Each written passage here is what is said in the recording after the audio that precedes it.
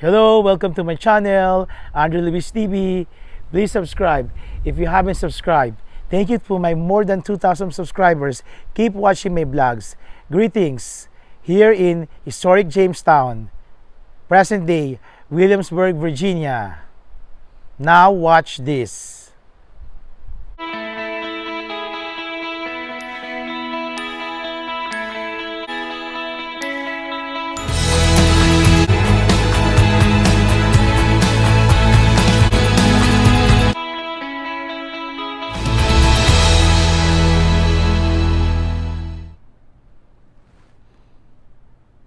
Jamestown, on May 13, 1607, 104 Englishmen and boys established Jamestown, the first permanent English settlement in North America.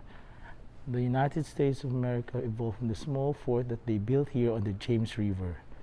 Jamestown's notable legacies include the introduction of representative government, English culture and heritage, and Protestant religion, conflicts between colonists and Virginia Indians, and the plight of Africans caught in the development of race-based slavery in England's American colonies are legacies with profound implications.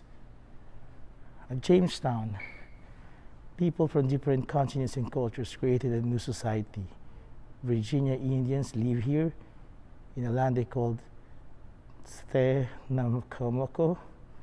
English colonists crossed the Atlantic in search of wealth and a better life. Africans were forcibly brought here to labor for wealthy English slaveholders. Each group contributed to building the colony that began at Jamestown. Their struggles, experiments, and adaptations shaped what evolved into the United States of America. The history of Jamestown lies buried below the ground and in the limited writings, oral traditions, and alternative cultural views of people who passed through this place. To learn Jamestown stories, historians, archaeologists, and other scholars use primary sources, documents, images, structural remnants, and artifacts created by those who lived during the 17th century. Jamestown is the first permanent colonial settlement in North America founded by the British. It is the first capital of the new colony, founded in 1607. And the capital was moved in Middle Plantation near here in 1632 due to rebellion by the Pohatan American Indians. Jamestown is also called as the Jamestown Festival Park. Here in historic Jamestown, archaeologists reconstructed the colonial history of the first colonies and the first Americans. Let us see what's inside the park.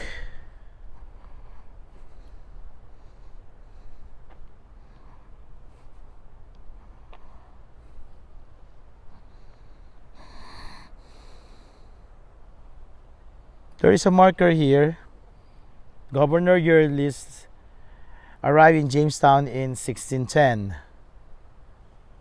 He was appointed captain of the guard and eventually lieutenant governor, later knighted and appointed governor of Virginia in 1618.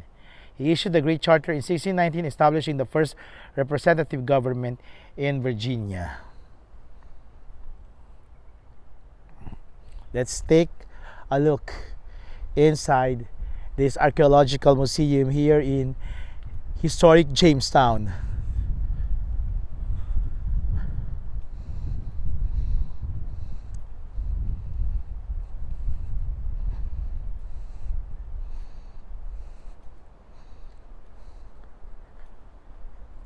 Yesterday was the President's Day, and it was a long weekend, and today is my birthday, and my co-celebrant is President George Washington, whose birthday is on the 22nd of February. So this vlog, Historic Jamestown, is in commemoration of the President's Day yesterday here in the United States, and also my birthday memorabilia.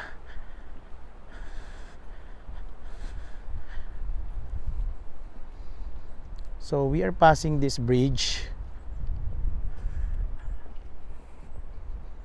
This is my first time to go here, So I have no idea what I can find here, but I think it is really out of curiosity that this discovery of this rich historical and archaeological finding would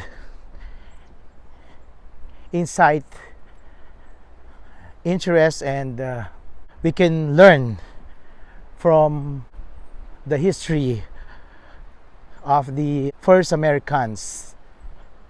So we are here in the archaeological site of Jamestown. Now it is present day Williamsburg, Virginia, where we can find the Pohatan Territory. This is the former American Indian Territory Powhatan when Captain John Smith came here and the British expedition. We can also see the three replica ships here, the Susan Constant, Discovery, and Godspeed, and also Pohatan Indian Territory and their artifact, the archaeological finding that the scientists or archaeologists found in this site. You see here behind me is a replica of the Washington Monument. So the Washington Monument in Washington, D.C., which is more than 50 miles away from here, where we stand, here in Williamsburg, Virginia, also known as Historic Jamestown. Historic Jamestown, this museum is operated by the U.S. National Park Service and the Jamestown Discovery Foundation.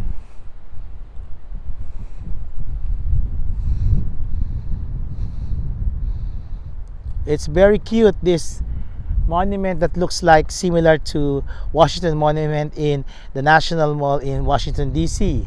There's a words engraved on this monument. May I read? Virginia Company of London, chartered April 10, 1606, founded Jamestown and sustained Virginia 1607 to 1624.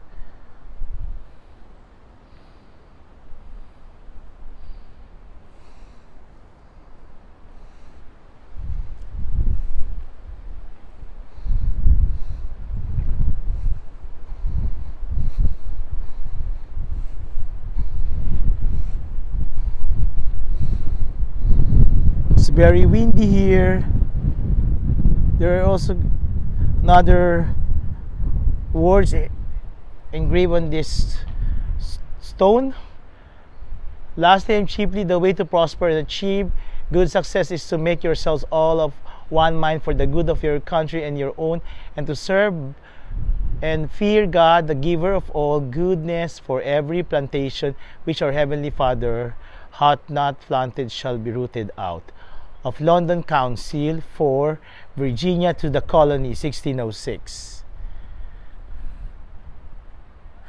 So this was the first capital of the new colony of New England, of the United States of America, which was not known at the time, and the capital was moved in Middle Plantation near here because of the rebellion of the Powhatans, the American Indians, and it was moved there in 1632.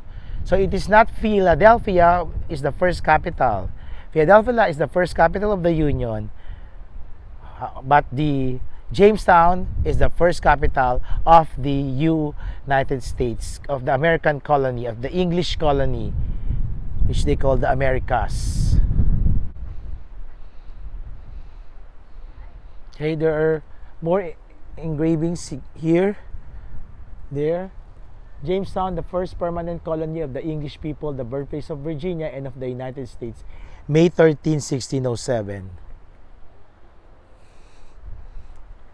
Other books said it's May 14. Here it's May 13. So whichever day is correct. Here, representative government in America began in the first House of Burgesses, assembled here July 30, 1619. So that is the first Congress of the colony. If you haven't subscribed, don't forget to hit the right bottom of your desktop screen. Thank you for subscribing to my viewers, and hope you will watch all my vlogs. That's the best gift you can give on my birthday. So here you can see there is the James River. The James River. So we are here in the third Centennial Monument. That is the third Centennial Monument, similar to the Washington Monument in Washington, D.C. So this is the map of the historic Jamestown Museum, Archaeological Museum, because this was studied and excavated by the scientists.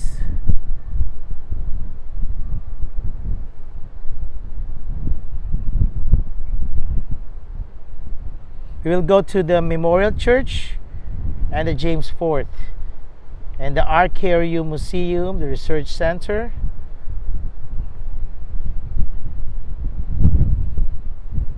So this is the Memorial Church over there. And if that's the Memorial Church, that is the James Fort. The James Fort is there, behind the Memorial Church. Thank you for watching my vlog, and continue watching my vlogs. YOLO, you only live once.